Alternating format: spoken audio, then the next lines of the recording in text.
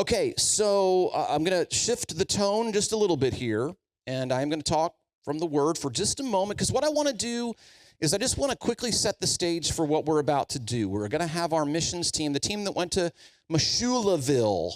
Before they come up, I want to talk quickly about what we're about to do, because this is biblical.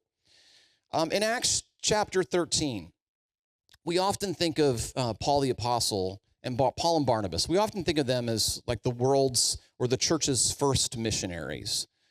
It's a little bit of a misnomer because Jesus was sent.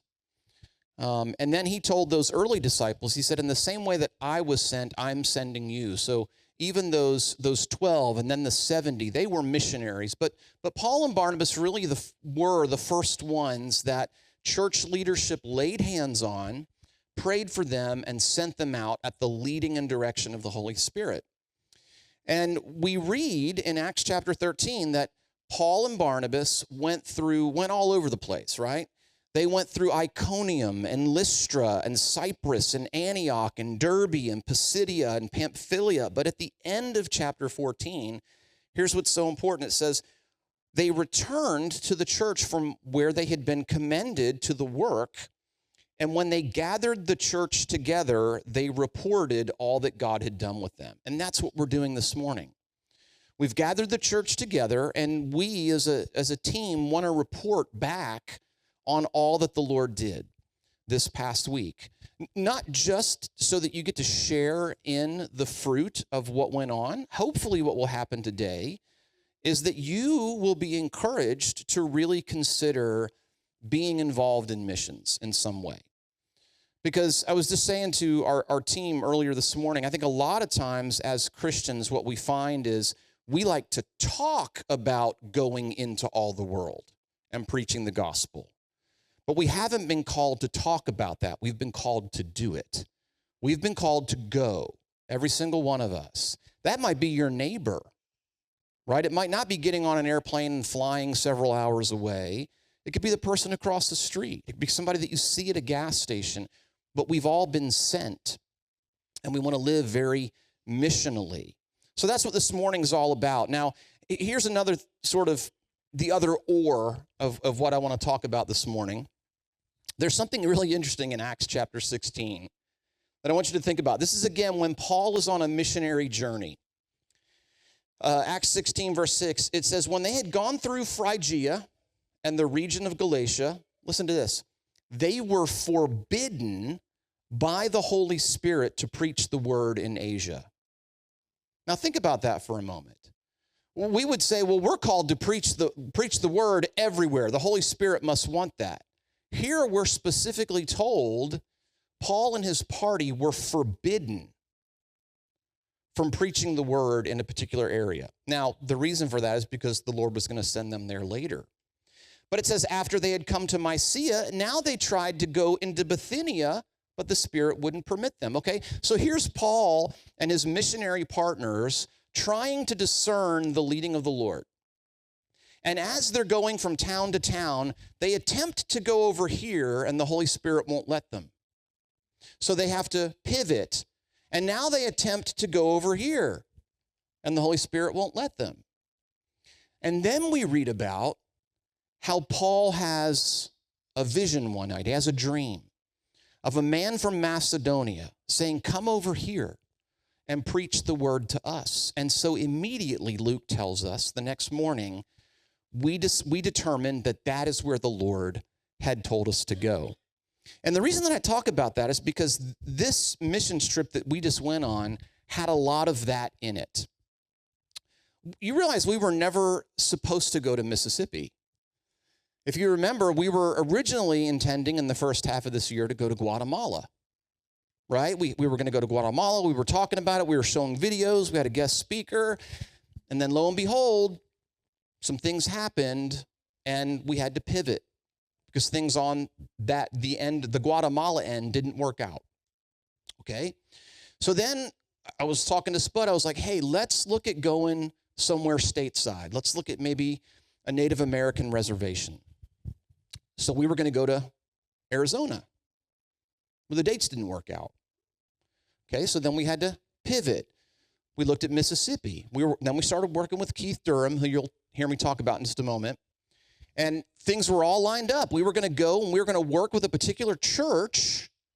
We had a place we were going to be staying. We had a kitchen we were going to be using. 3 weeks before we left, that pastor left. We had to find a new place to stay. We had to find a new kitchen facility. So that brought us to where we did stay. And so the whole thing, even during the week, when we got down there, we realized, hey, some of the things we thought we were going to do, we're not going to be able to do. So let's do this.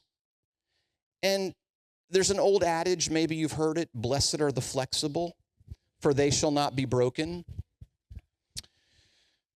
This team that was just down in Mississippi embraced that amazingly. I mean, they just pivoted and flexed whenever we needed to.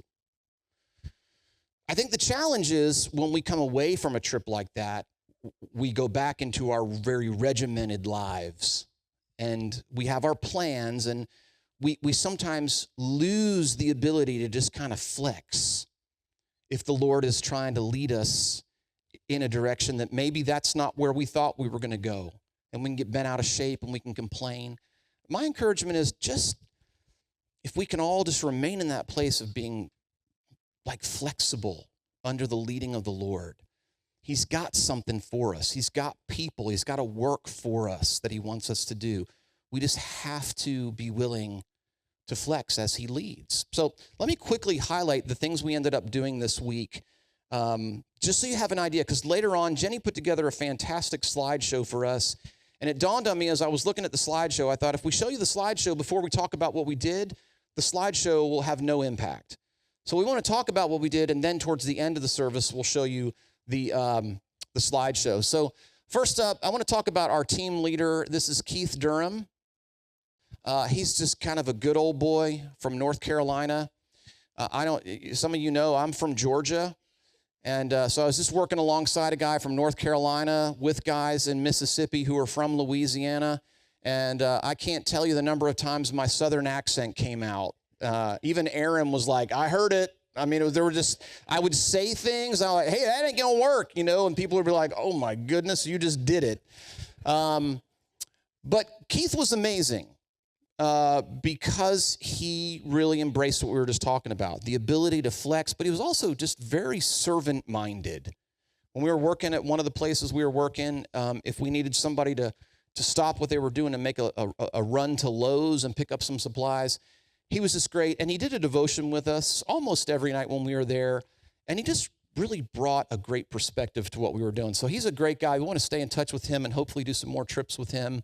But the girl that he's hugging right here in the middle, this is Taina. She's Choctaw, and what was really cool is one of the nights we were there, she came and she shared her testimony with us. She had just gotten back from a YWAM discipleship training school, and we were the first group she's ever shared her testimony with. And it was really special for Keith because Keith saw this young lady grow up. I mean, he did VBSs with her and played basketball with her. So for him to have her share her testimony, because it's not easy. It's not easy to kind of have that as your background, and a lot of people in your family very resistant to the Christian faith. To see her and the boldness she has in doing ministry within the Choctaw people. So one of the things we had an opportunity to do while we were there is we went to the Choctaw Fair, and they had a gospel night there. And in the center, this is Taina's singing group. And many of them work with the Choctaw Bible Translation Ministry. Some of our folks had an opportunity to go to the fair and work their booth with them. They're working to get the Old Testament translated into the Choctaw language.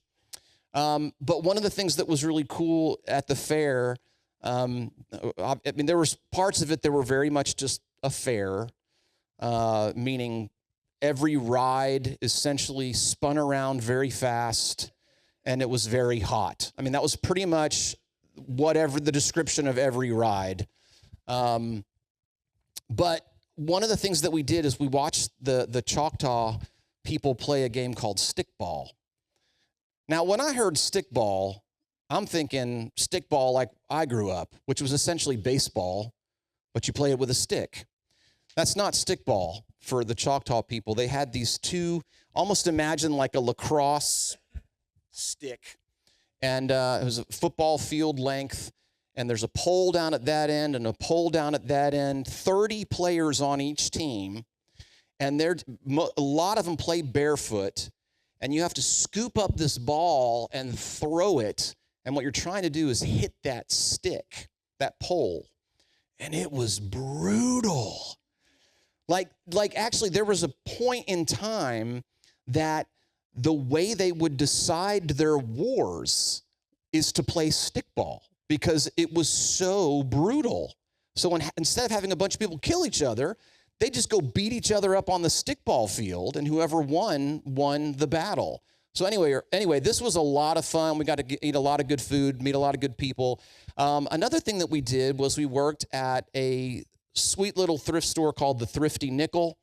You can see our folks praying with some people there. We sorted through clothes. You can see Mandy and Piper up here sorting through the Great Wall of Shoes, which I know for my daughter particularly, who's very must happen this way, they sorted all these shoes out, and they came back the next day, and it had all been messed up. So she just had to die to herself. But just cleaning it up. It's a great ministry. Another thing that we had an opportunity to do, there was a little nursing home called the Beehive where many of our folks went.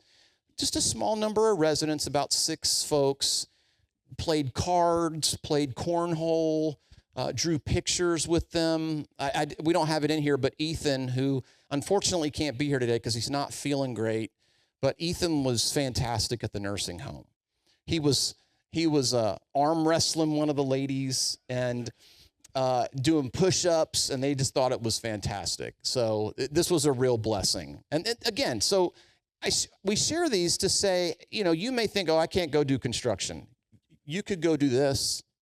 You could go visit a nursing home and just minister to folks. The other thing we did, this was one of our pivots.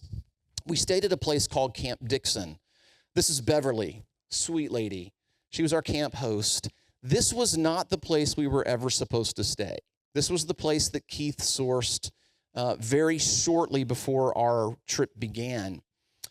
And you can see some of the wildlife. We've got a toad up there. This is a cicada down in the bottom. You'll hear tales in just a moment about the wolf spider we saw, but it's later. It comes later. That's why I didn't sleep very well the last few nights that we were there. But during the week, we were talking about the construction stuff we were doing at the church, and we said, hey, you know what? Why don't we have a group of our folks stay back at Camp Dixon and just work with Beverly and lighten her load? And it was amazing. Unplanned, but it was such a blessing to her, which, of course, ended up being a blessing for us. And so we just kind of pivoted. And we did that about midway through the week. And then the other thing we did was we worked with a small little church called Pearl River Church. And we kind of redid the front of the church right there. The cross on the front had been all dilapidated, so we took it down, put up a new one. This guy over here is a pastor. His name's Ruskin Clay. The church is Mennonite. He's a Mennonite pastor. But the funniest thing to me is that he's a musician. He's a sound engineer. He's run sound for Aretha Franklin, Journey, a bunch of other bands. He plays every instrument. And if you go to his his YouTube channel, he plays every instrument. He's got like these metal songs where, he's like this good old boy from Louisiana pastoring in Mississippi. And then you listen to his YouTube channel and he's like, wah! And I'm like, dude, you're going to give the Mennonites a bad name. But we did a lot of stuff at this church. He is not the pastor of this church. He's a pastor about an hour away. This church has really been through some hard times. They had a pastor there who was there for several years. Everything was going good. Then they had a more recent pastor who whittled the congregation down to just about 5 people. And I'm not going to go into the sordid details of some of the stuff that went on, but we ministered there the first Sunday we were in town, and you could just tell, I don't know if this term will resonate, low church esteem, just kind of this sense that God's done. And I'm telling you what, God's not done with that place. And it was a blessing. We did drywall, painted, did yard work, baseboards, trim around doors, completely redid one of their kitchens, redid that pulpit up there. We just worked there all week, and it was absolutely amazing. So putting a bug in your ear, I want to take a men's team down there to work, because I know a lot of you guys can do this stuff really good, and I think it would bless them. So, excuse me, I got a crystal burger stuck in my throat. We're going to have our missions team come up, but we had people of all ages go with us.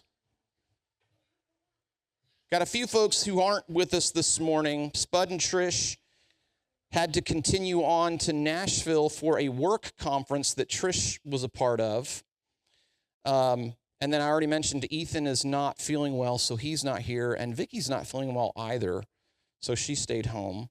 But this is our missions team. And we're going to do something. We want to introduce you to something that we were introduced to down there. It's called Rose Stem Thorn. This is going to be, I think, the easiest way to share some of these things.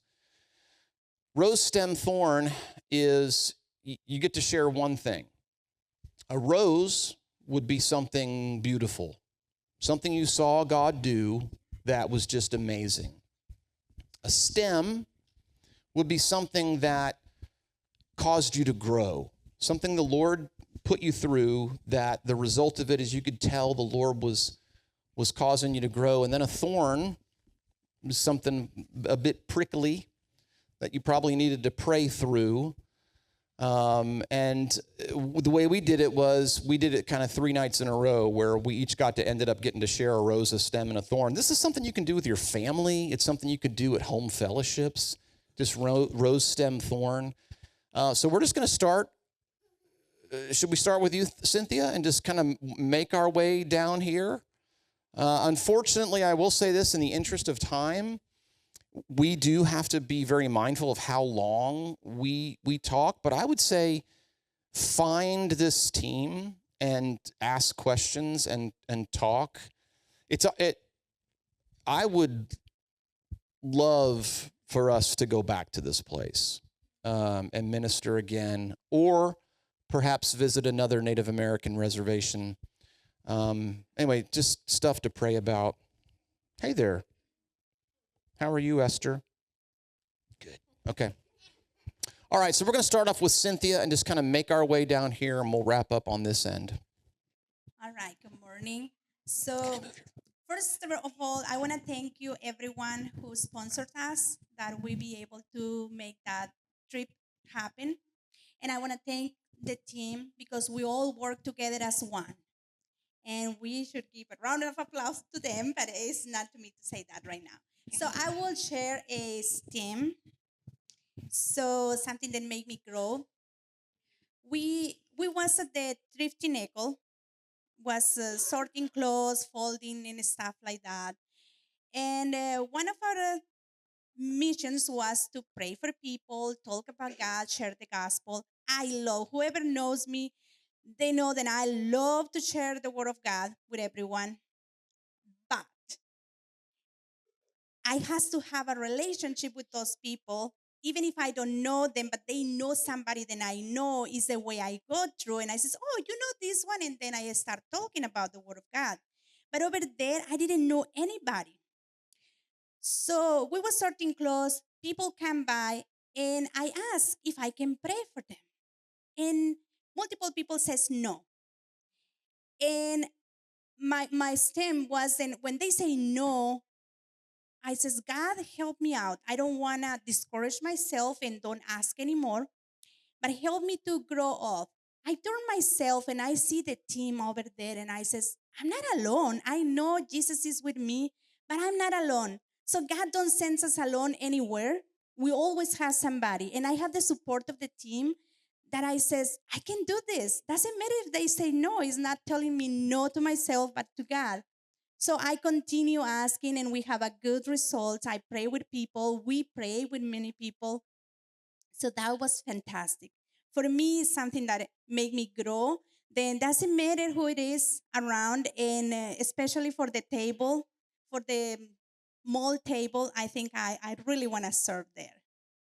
So that is what I want to share. I have a lot of things to share, but I can talk to you later. Keep going. Yeah. Okay, so on the trip, I managed to do my stem and my thorn, and I actually never had a chance to do my rose, so I'm going to share that now. I don't know if you had seen before we had gone, our family had put out videos on Facebook, just kind of sharing what our hope, our vision was for this mission trip. And for me, it was I had gone on mission trips and they had dramatically influenced and impacted the course of my life. And so my prayer for this trip was for my kids. My life verse was Matthew 5:16. Let your light so shine before men that they may see Jesus and glorify him. And I wanted to pair that with, how you raise up your children. Raise them up so that they grow in the Lord. And on this trip, my rose was seeing Avon and Kason and Mandy just continually serving, ministering, and they did it without complaining. And I kept telling them, hey, all those chores that I've been making you do all summer? Washing windows, um, putting your clothes on hangers and hanging them up.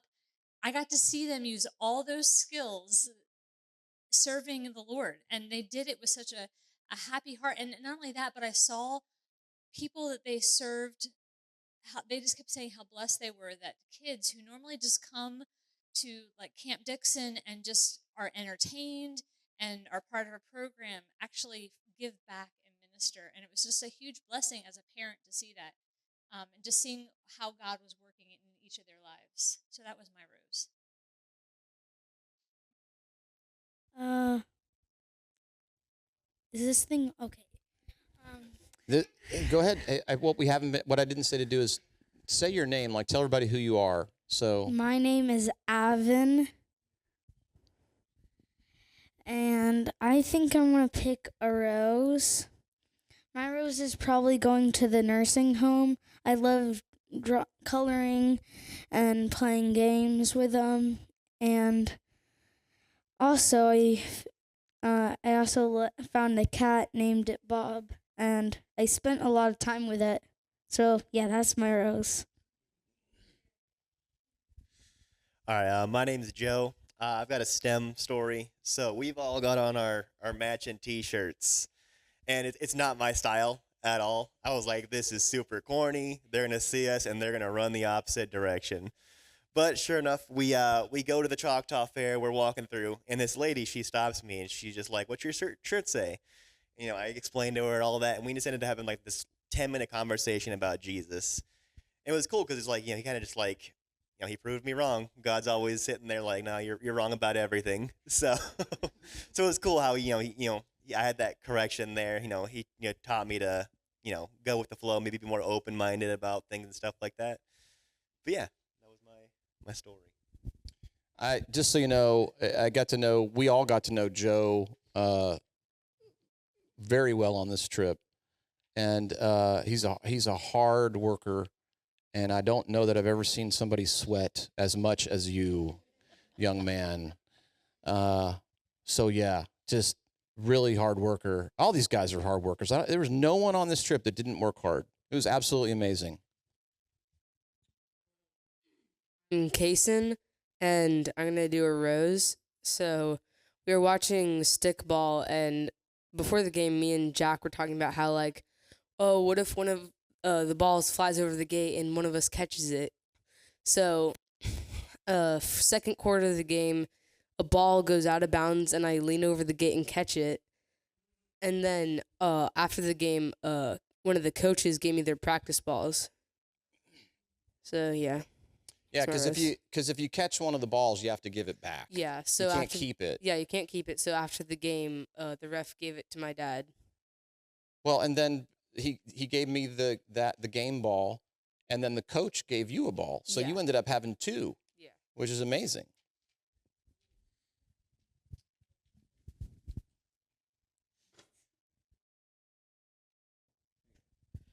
My name is Xander Trujillo, and I'm going to do a rose. So when we were there, I was kind of like, oh, I don't want to. I'm going to be doing all these things that I don't want to do. Like the typical stuff and stuff like that. But then when I got there, there's all these people that I didn't know. Like, I didn't even know that his name was Joe until, like, Saturday. And I really just got to know everyone here. And, like, the whole time I was like, oh, I need to be doing this. And then I'd be put somewhere else and be like, the whole time. But it showed me that instead of being like, oh, I need to be doing this because it's the most labor intensive, it's not what matters to me, it's what matters to God. And that's not my duty to be like, oh, I need to go move all the heavy stuff and be that big, strong guy who's doing all the crazy stuff and stuff like that. But instead, like, I hung out with, like, a lot of people while we were working. Like, me and Kaysen would go, like, Wednesday. Me and him, no, it was Wednesday. Okay, Thursday. The whole time, I was like, what am I supposed to do here? Because I'd been going to the church, like, every day of the week to go help out, like, refurbish the church and stuff like that. And then the last day, like, the last actual work day, Kevin goes, Xander, you're working at the, you're working Yeah, at... I said it just like that. Well, he's like, you're working at Camp Dixon. I was like, yay. and then, like, while I was there, I noticed that, like, even though I wanted to go to the church, it wasn't me who needed to go to the church. Well, yes, it was me who needed to go to the... Well, it was just lots of fun helping out with people who I didn't really know. Like, I got to meet Beverly, and me and Kaysen talked a lot. Like, we raced the truck all the way down, running across the whole campus a lot and stuff like that. But but it was just, like, lots of stuff like that that I didn't expect would happen and stuff like that. So there you go.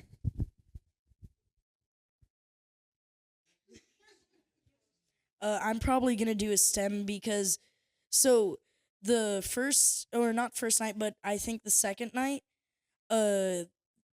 Thomas was taking a couple guys up to Dollar General, and I wasn't ready in time, so they left without me, and they were kind enough to bring me back a Yahoo, which is like a chocolate malt drink, and, like, I was thankful. I was sad, but then that, like, cheered me up, and then I'm just shaking it and to mix it up, and then all of a sudden it slips out of my hand and falls on the concrete and shatters.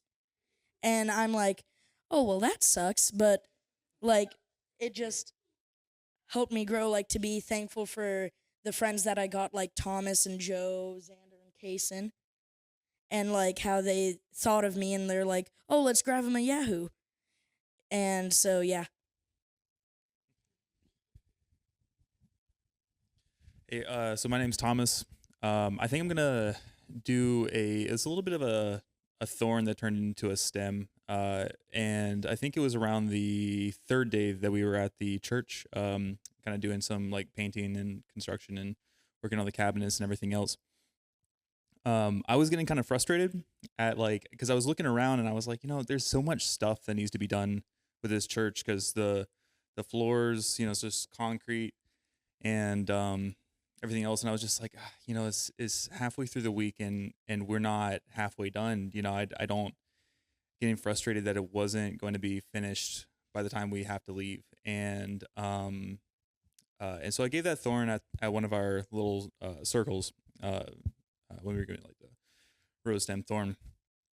And people were talking to me about it afterwards and really helped me see, like, the impact that we're making while we're there. And even though we're not going to be able to finish everything while we're there, the amount of improvement that we made while we were there with, I was looking around and I saw what we did do. We may not be able to finish it, but it's going to be the congregation and the people that go to the church and work with the church there on like long term.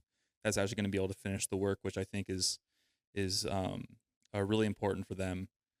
So I just praise God that that we were able to make an impact while still allowing them to complete the job. I'm Piper, and I'm going to kind of copy you and do a thorn that turned into a stem. So early on in the trip, we went to the fair, and I thought it was a good idea to go on this ride called Orbiter twice, and I got whiplash. And Avin will tell you that ride's fun. It was not. Joe can vouch that ride's horrible. Don't do it. It's bad. It was bad and painful, and it hurts your neck, obviously. And the day before, like the day we went to the fair, I had spent a lot of it like cleaning, or like the day before I was doing a lot of cleaning, and I felt very accomplished with the stuff that we got done. I was working with Spud and Ethan and Kaysen, and we cleaned this whole unit of buildings, and I swept and mopped for hours, and it was a really good time to just sit and like pray while I was cleaning. And when I was that night after the fair, I could tell my neck was kind of like twinging, and then I cleaned the next day, and I was like, my neck really hurts. But I didn't want to make a big deal out of it, so I told my mom, and she was like, you got whiplash, you shouldn't clean the next day. And I felt really bad that I couldn't do like the physical labor that I was doing, but I got to go to the fair again the next day, and because the booth was really full, I went and supported this really nice lady who works in the Choctaw Bible translation. Her name's Laura. I went and watched her do the Iron Warrior competition, where she deadlifted a tire and she pulled a truck, and it was really cool to watch. And I got to go and experience more of the Choctaw culture, and it like kind of changed my perspective on how mission trips aren't always just the labor you can do to make that physical change for them, but also just learning the way that they live and ministering with them, and just talking and supporting them is just as important. So that thorn of my neck hurting and not being able to do what I wanted to, growing into supporting the community, was really cool. And I'm going to be the first to like interject and say, literally, in you just saying that, like I think we hardly ever think about the fact that Jesus spent 30 years of his life not doing public ministry. He was just a carpenter hanging out in a community, being a godly person. Nothing's written about that time at all, but he was here living amongst us. And I think you're right. I think a lot of times we think about ministry like that we have to be doing something instead of just being incarnational and being a representative of God amongst people. And so thank you for sharing that. That was really cool. All right, my name is Mandy, and I'm going to be sharing a stem that then like turned into a rose moment. So when we first arrived at the church on Sunday to go to like our like Sunday service, I looked around and I was like, there are only 3 people here, and that is a very small church. Because I feel like a lot of times, like the media and like the world will be like, oh, if you go to a bigger church, like you're better or something, or like you have like a better faith, which is not true at all. And it was just really cool to see one of the ladies, her name was Joanne, and or is it Joanne or Joanna? Joanne. Okay, Joanne. And then also Ruskin, who were very like passionate about just wanting to make the church a better place. And I ended up working at the church for most of the week, and I was helping like cleaning the windows, painting the doors and like the walls. And I was just wondering, like, is God going to be able to like make people come to this church because of how small it already is? And then what was really, really cool was on the last day, me, Trish, and Ethan were painting like the front of the church where there was the cross. And this guy came by, and he was like, oh, what are you guys doing? And I'm like, oh, we're on a missions trip. We're just helping repair the church. And he helped build the church 50 years ago. And it was really cool because just by us like having redone the front of it, he was drawn to the church and was like, oh, what is this? Like I helped build this church and now it's like being redone. And so it was just really cool to see God has already started bringing people to the church like while we were even there. So like knowing that more people are going to come to help build the church and make it better just like gives me hope that the church will probably continue to grow. So that's my moment. That's awesome. Can I share a funny story? Sure. Okay. So, as you heard, we have a wolf spider story moment. Oh. So basically, one of the days at the church, I was like spraying down the like cement parking lot, and my shoes got soaking wet. So I was like drying them in the room, and Aaron's like, Mandy, I think your shoes are starting to smell. And so I was going to go take them to my parents' room because I'm like, they're my parents. It's fine if it stinks. And so I'm walking to my parents' room, and I look at the floor, and I see this like big black thing. And I'm like, oh, goodness, it's a cicada. Those things are ugly. And I get closer, and then I see legs starting to form, and like the legs are like leaving the floor. Like they're not like a little baby spider. It's a big spider. But I don't get close enough to really see it. So I like run back to my room like, guys, there's a big spider. And then everyone's like, what do you mean it's a big spider? So I take Piper and she sees it and she's like, Mom, it's a big spider. And then Cynthia and Aaron come, and Cynthia like, she's brave. She like goes over the spider and she like squats over it and she's like taking a picture and she zooms in and she's like, there's babies on it. And so you'll probably see a picture in the slideshow, but it was a big wolf spider with babies. So we're all like screaming, and I'm like gonna call my mom like, hey, don't kill this spider outside your room. My dad opens the door, and we're like, don't kill it. And he just looks down and he goes, oh. So then he shuts the door. We go back to our room, and Cynthia goes back out, and she comes back in, and she's like, guys, I don't see the spider anymore. And we're all like, what do you mean you don't see the spider anymore? So then I'm going to pass it to my dad because you're going to get to hear his POV of what's going on. Okay, so if you've never seen a wolf spider, they're horrifying. And growing up in Georgia, I learned the hard way that you can't spray it because if you do, the babies all go everywhere. You can't really smack it with anything because if you do, the babies all go everywhere. So, yeah, so here's the deal. I have a really difficult time sleeping. I kind of inherited it from my mother. Lots of people in my family have a difficult time sleeping. So I'm like laying in bed, and I hear all this commotion right outside my window. And I'm like, that's my daughter being all loud and obnoxious. And I open the door and she's like, Dad, don't come out. There's a spider. And I look down and like my heart starts to palpitate, and I close the door, and all I could think is there's a gap under my door about this big, and I thought that thing's gonna come in. So I opened the door again because I was gonna try to get rid of it, and I had the broom, and y'all were like, I think it was you, saying, don't hit it. And as I'm trying to figure out what to do, the thing comes in my room. And Amanda's in the shower, and I started screaming. Like screaming. Like I was going, no, get out. And I was like standing there trying to figure out what to do with this thing. And I was like, go get Thomas.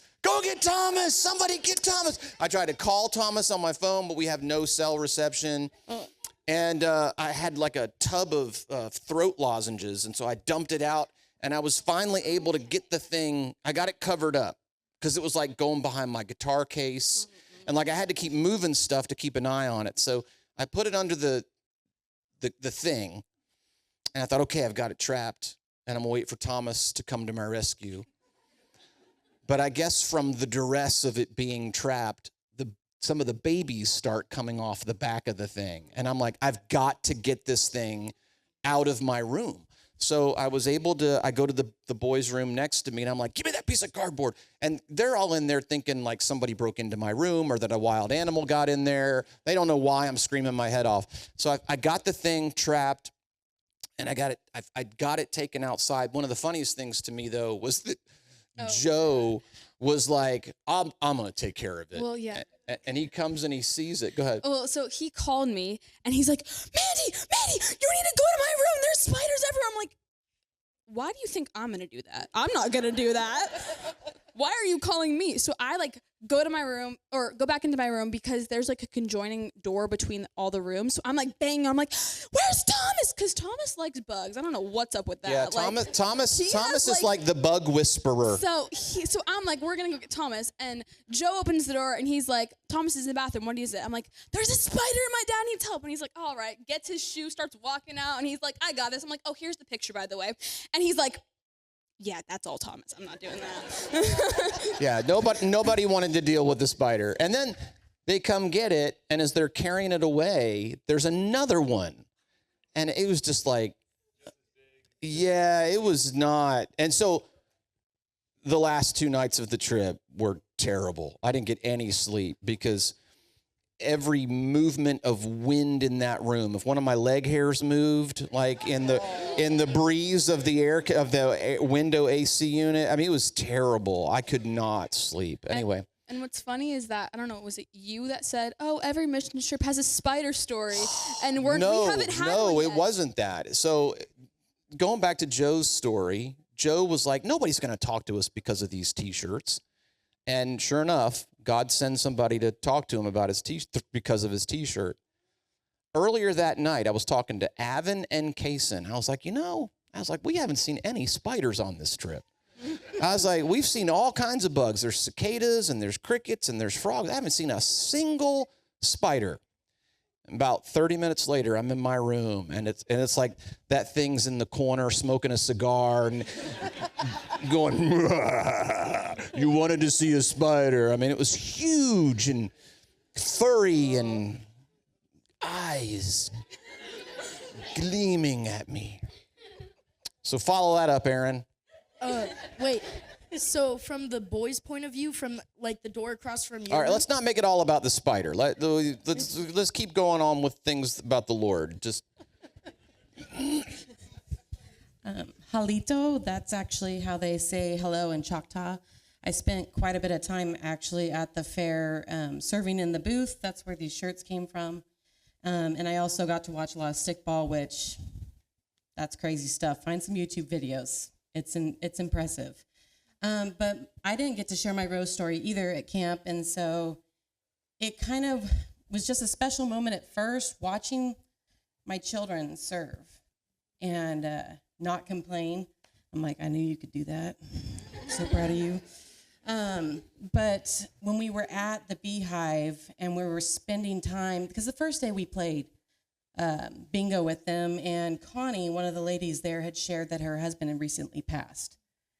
And she was doing really well with it. And the next day we went back, and she asked Piper to draw her a butterfly. And I spent most of my time with a woman named Glennis who,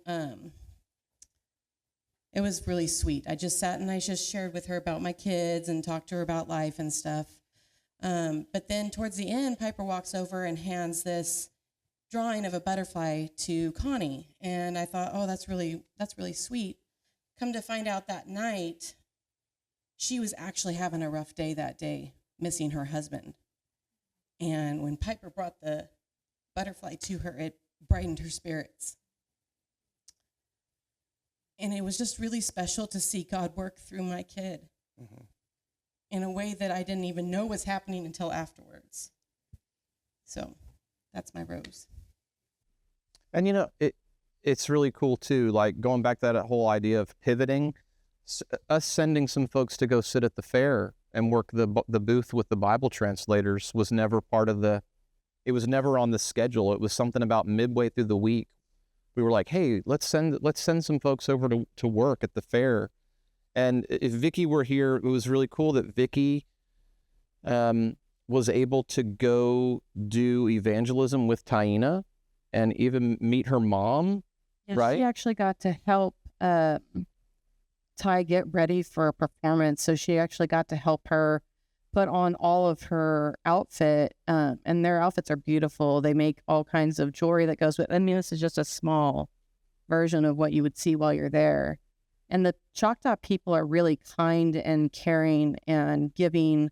And I mean, like everywhere you go, you hear people, halito, halito, like constantly. They know everybody. So. Yeah. No, it's really cool. So, I mean, here's the deal. You know, in a setting like this, we could talk forever, because we all saw God do something, and it could have been something small, could have been something big, and I know that for some, it doesn't resonate, right? It's like when you throw a dart at a board. It doesn't stick. It just kind of falls. But that's because I do think that a lot of times in the modern Christian church, we're very spectator oriented. And it should not ever be about us listening to other people talk about the way God's working. All of us should be able to talk about something the Lord is doing. And I'm very much praying about, you know, how the Lord wants us to continue in missions. And I'm just going to ask, you know, for you guys who are regular members of our church to pray that same thing. And, but I want to take it one step further than that and challenge you to pray about what is your part in that. We're not all going to have the same part, but Amanda will tell you this. You know, we lived on the mission field for 10 years in Ireland, and part of that is coming back to the United States and visiting churches and telling them about the work that's going on in Ireland. And I would have people all the time say, "What's it like? What's it like living on the mission field in Ireland?" And I'd say about 3 years into having that conversation with people, my response started to be, "Do you want to know?" And they'd say, "Yeah, what's it like living on the mission field in Ireland?" I'd say, "Do you really want to know?" And they'd say, "Yeah, what's it like living on the mission field in Ireland?" And I'd say, "Go to Ireland. Go buy a plane ticket and go to the mission field. If you want to know what it's like, how God works when you get out of your comfort zone."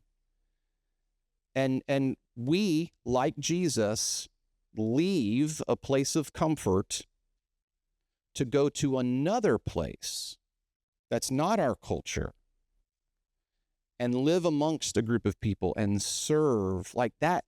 That missional, incarnational approach to Christianity, to kind of harken back to something Mandy Gale said, I guess I didn't share my rose, stem, or thorn, did I?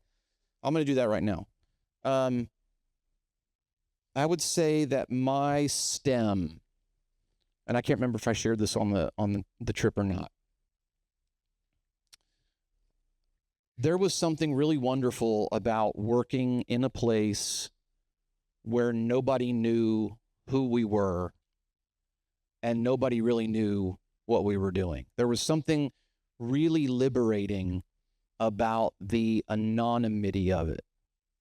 I do think that in our modern day culture, we are very prone to do something, take pictures of it, take selfies of it, and post it.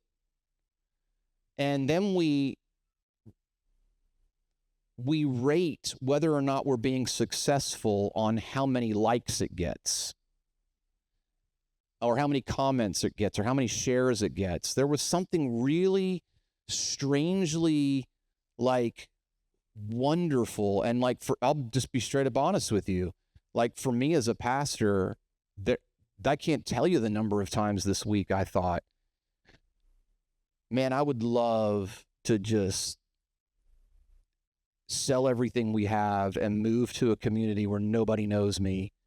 And we're not trying to put out YouTube videos, and just go back to just doing work for a few people and just trust God for everything.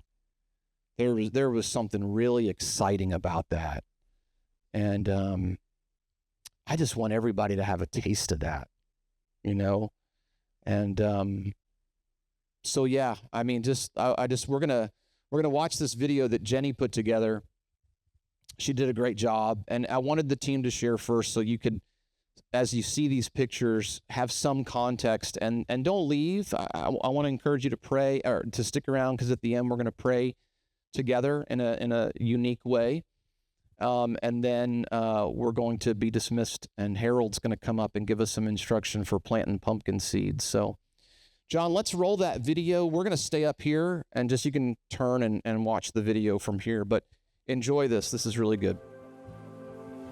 For the Lamb has conquered, and I will follow him to the ends of the earth, and I will follow him.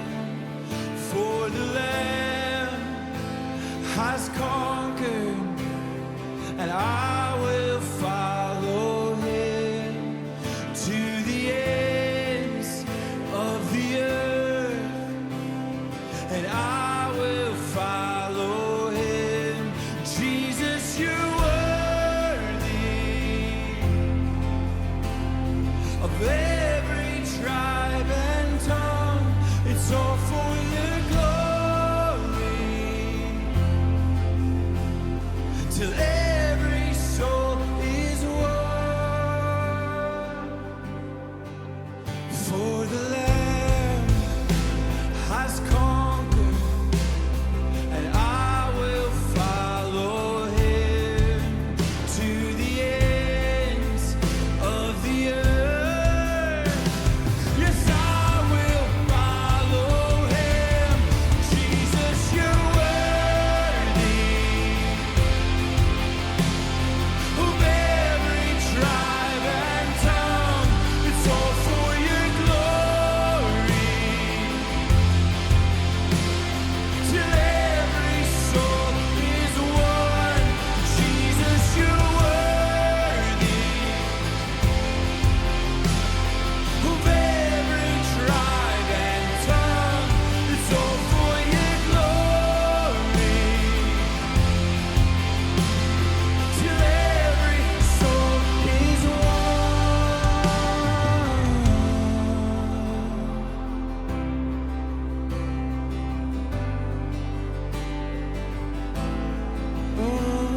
The harvest is ready.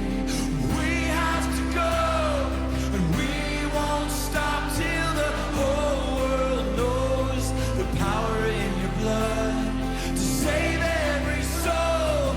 We're not ashamed of the gospel. The harvest is ready. We have to go, and we won't stop till the whole world knows the power in your blood to save every soul.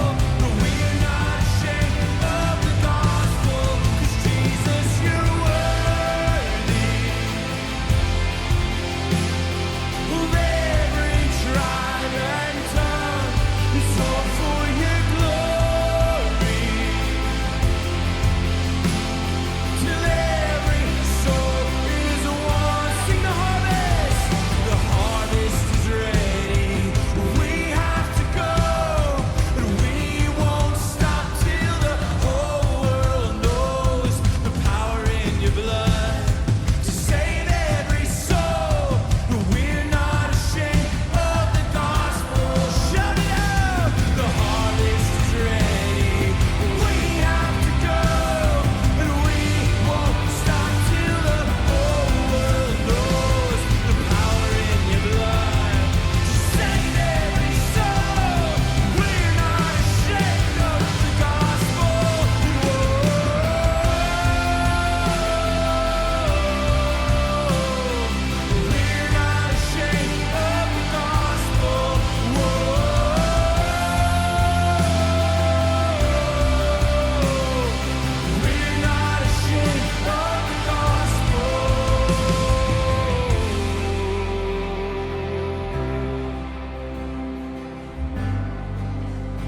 We will fight for every soul. We will fight for every soul. Come on, we give our lives. And I will preach the gospel. I'll die and be forgotten as long as you get the glory. And I will preach the gospel. I'll die and be forgotten as long